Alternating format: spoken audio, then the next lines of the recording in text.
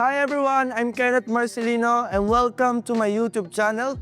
I'm with Alison Hatland, our Miss Supranational Philippines 2027. And today, gagawin natin itong 90s bombshell look na ito. Tingnan naman kung gaano siya kaganda, di ba? Kaya naman guys, if you want to achieve this 90s bombshell look, just keep watching. Ano, tara? Siyempre, bago ang lahat, unahin natin is yung skin prep. So meron tayo ditong Caudalie na Beauty Elixir Soothing and for glowing complexion. So spray. So ayan. Para mas may add na moisturize and hydration sa face ni model.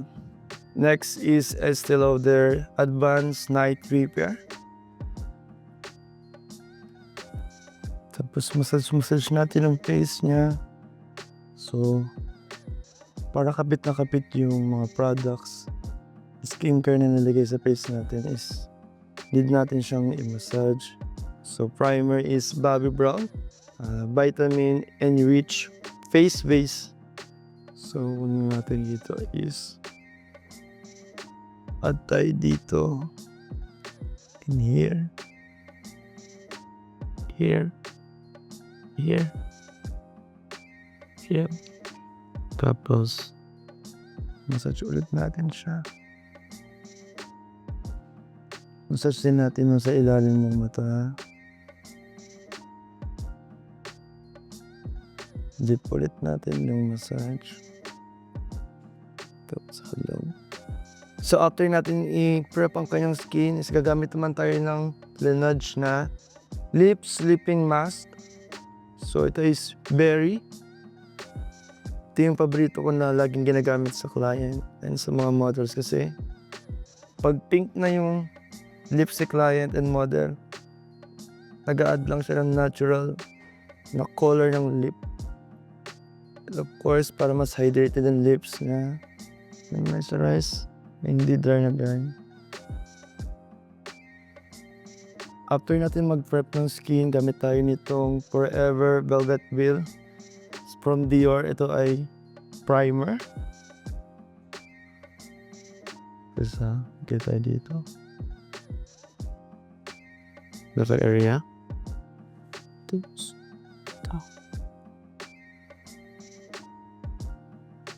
And dito sa up and sa baba and sa below.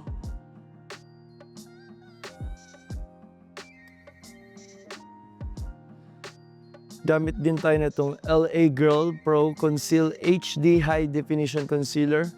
So, kukonceal natin yung mga blemishes niya, katulad nito. Okay, dito. Yan, para makahelp pag pinatungan naman mo ng foundation. Sting sa taas. Here. Yan, no.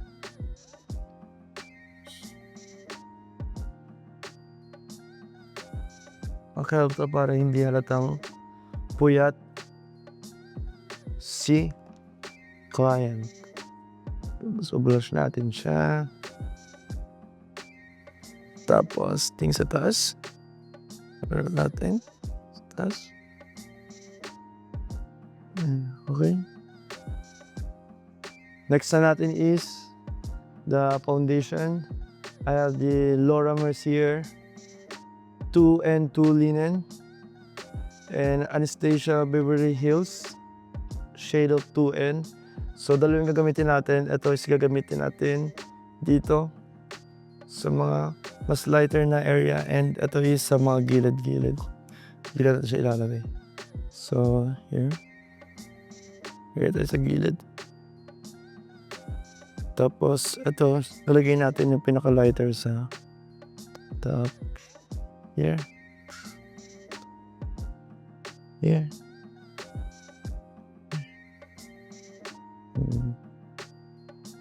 Tapos natin yung kamay natin. Blend with fingers. Taas. Minsan pag nag-makeup ako sa sarili ko, fingers lang din ginagamit ko. Para mas alam mo yung coverage ng foundation.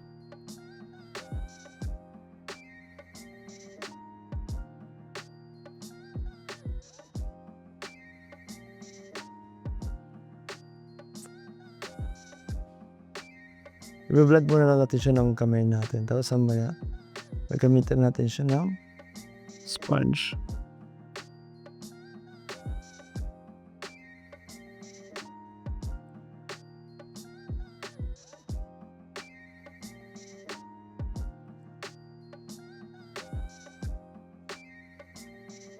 So, pag gusto nyo ng mas coverage ng foundation is kailangan nyo lang siyang itap-tap-tap. Pag less naman is kailangan nyo siyang smash ng ganun. Kulit na sa baba. So, yung Anastasia na ginamit natin is mas full coverage siya. Kaysa dun sa Laura Mercier na mas more on skin yung finish niya. So next natin is the contour. Yung gagamitin natin is yung HD Skin Face Essentials Palette from Makeup Forever. So, gamitin ko siya dito is itong dalawa.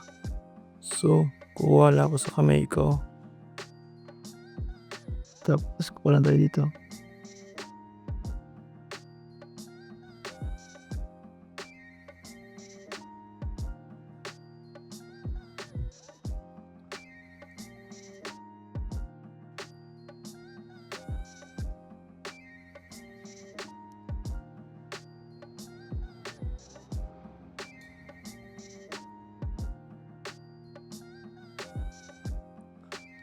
Tapos gamit tayo ng brush. So, blend lang natin. So, mga dito is super creamy niya. Mali siyang i-blend. Tapos, kukuha ko dito. Lalagay ko sa kamay ko.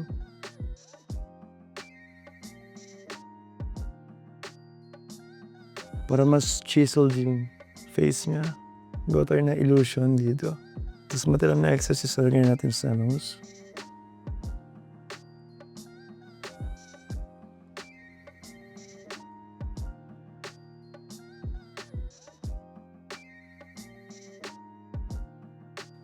Next is concealer. So, meron ako dito ang dalawang concealer from Hourglass. Pero ang una kong gagamitin is ito. Tapos, papatukan ko netong Cedar. So, tingin sa taas. Wait lang, lalagay ko. Dito. Ayan. Ang mga dito kay Hourglass is super creamy niya. Dito.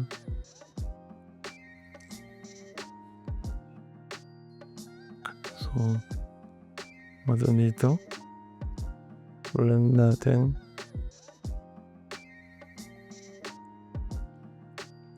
Okay, ito pa. So, dito. Ayan. Blend lang natin din ng brush. Pwede din kayo gumamit ng sponge mamaya. Pero mga dito, highlight lang talaga is yung T-zone.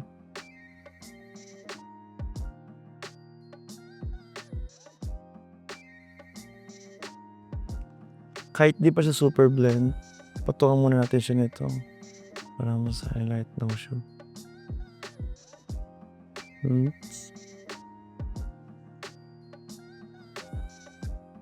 Yan.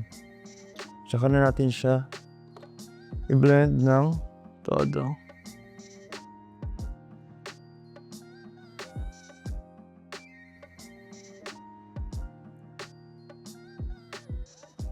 So, blend natin ng sponge na. So, pwede natin siya gamitin ng mga maliliit na sponge para mas makuha natin yung ilalim ng mata. Tapos after nan is gagamitan ko siya ng technique. I-bake natin yung under eye niya na itong Laura Mercier na translucent honey. So, para mag-lock na yung concealer dun sa under eye niya. So, lagi kong ginagawa is kailangan pa rin talaga niya tumingin sa taas bago ko ilagay yung powder para hindi siya mag-buo ng line. Buo ng powder. Lagay dito sa kamay ko.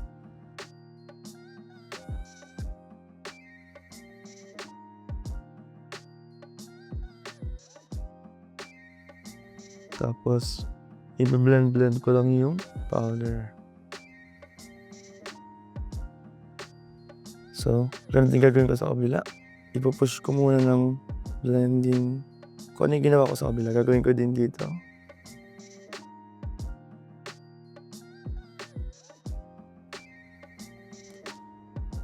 Kuha din tayo ng isa pang brush. Tapos, gagawin din natin siya, pero ilagay tayo sa ano.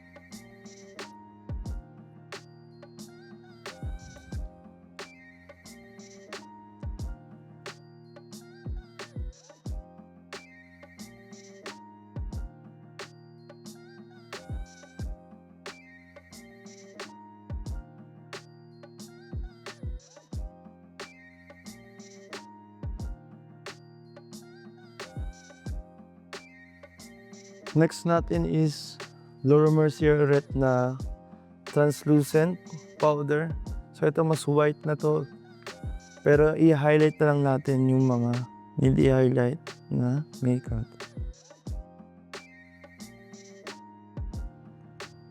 Tap mo dito, sa taas.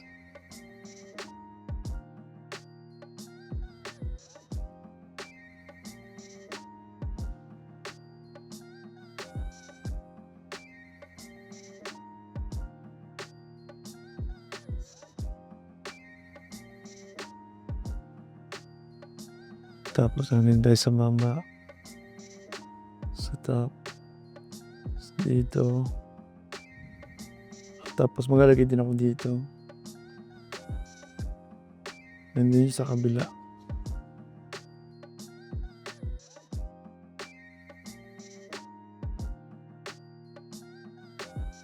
Tapos tatanggalin natin yan.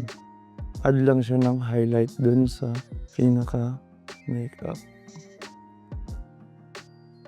So, next naman natin is punta tayo sa eyes. Meron tayo dito pencil eyeliner from Makeup by Mario. So, meron tayo ditong black.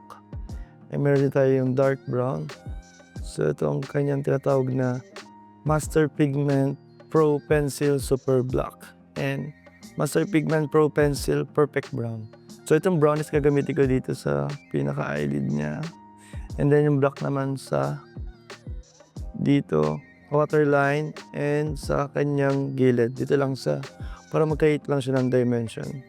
So, ang kinaganda dito sa pencil na to is meron na siyang pencil mismo and meron din siyang brush na pwede mong gamitin pag smudge nung or pag blend nung product. So, tingin ka sa dito. Bit.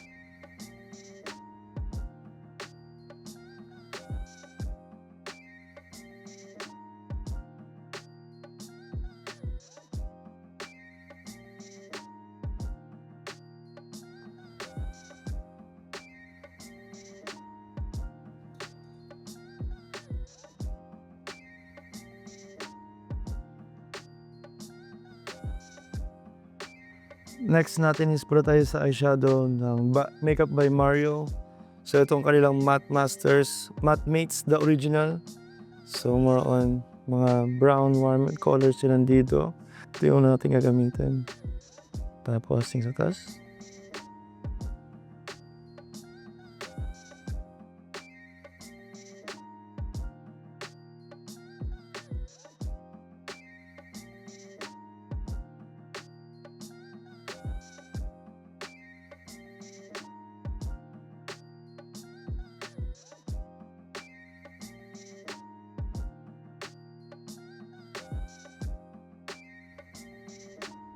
I-blend lang natin dito para hindi super harsh. Blend din sa kabila.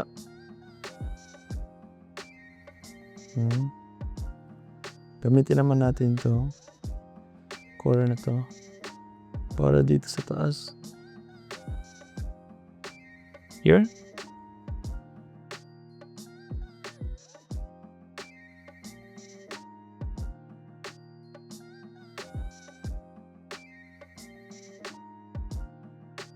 Mula natin siya dito.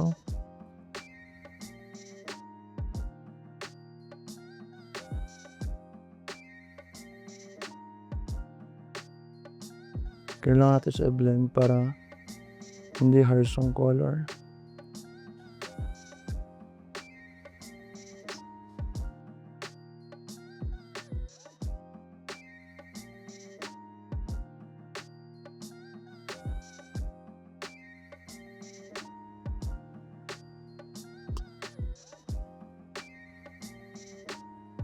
Sa pang brush, gagamitin naman natin ito para i-blend yan dito.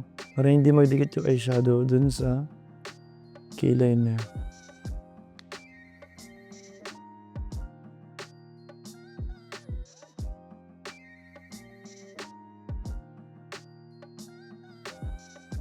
Gagamitin natin itong super black pencil eyeliner. Tingin sa baba. Tingin dito. Ang balang pinapagawa ko muna is hindi ko muna siya pinapapikit para hindi dumikit sa ilalim yung color block. Yan. Tingin doon.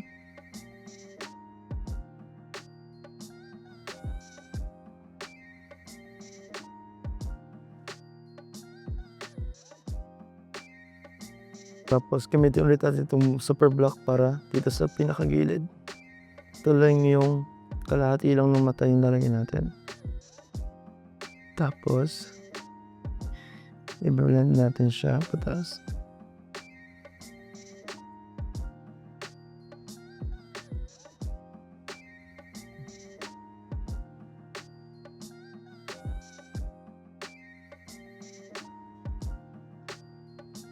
Next natin is i-curl natin siya. Tingin sa baba.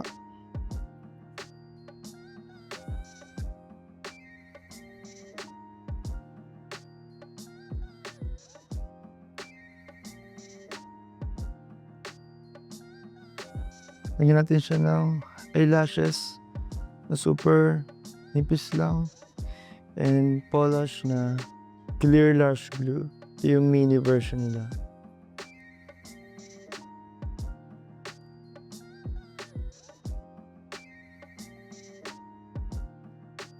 Tingin sa baba.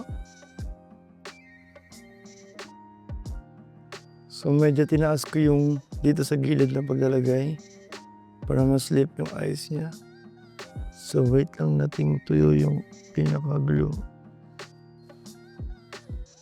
Tingnan ko. Ayan. Wala.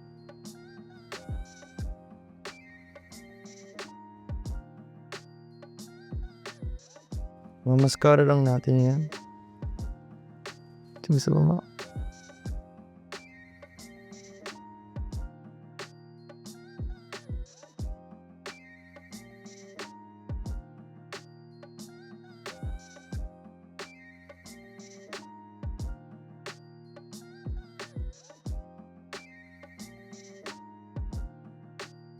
So next natin is yung strokes microblade pen hybrid. Strand lang ng hair mamaya. Pero unahin ko muna itong Anastasia Brow Wiz. So ipipilot ko lang yung pinaka-eyebrow gamit to. Pinaka-gamit natin doon is yung dark brown.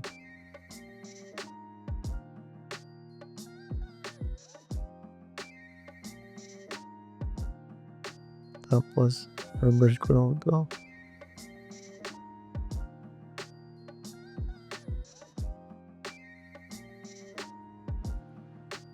Ito naman pataas.